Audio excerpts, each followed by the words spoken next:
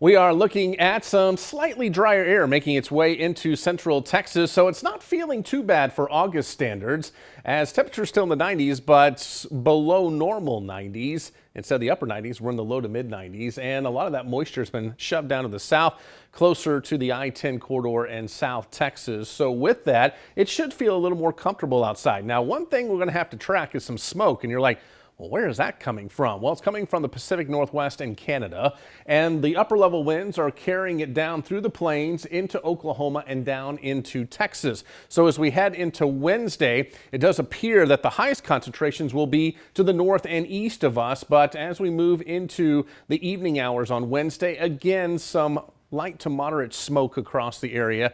Again, if you have any respiratory issues, you may be feeling this, especially as we head into Wednesday afternoon, Wednesday evening, when it should be at the height. And then watch what happens as we move into Thursday. A lot of that starts to move out of the area. So hopefully that will be the case. So Wednesday, again, a day where we may have a little bit of that smoky air in the air with that haze across the region. Other than that, things looking pretty quiet as we make our way into 7 o'clock Wednesday morning. Not too bad out there. During the afternoon, could be an isolated shower or storm. I think chances are less than 20% on Wednesday. As we make our way into Thursday, we may see again about a 20% chance of an isolated storm. It doesn't look like most of us will see much at all, but at least it's a little something to talk about. Besides, it's just in the 90s and on the hotter side for this time of year. So tonight, temperatures upper 60s out to the west. That's looking pretty nice from Meridian to Lampasas back toward Goldthwaite. Lower 70s though, Waco, Temple, Killeen between 70 and 71. That'll feel pretty good.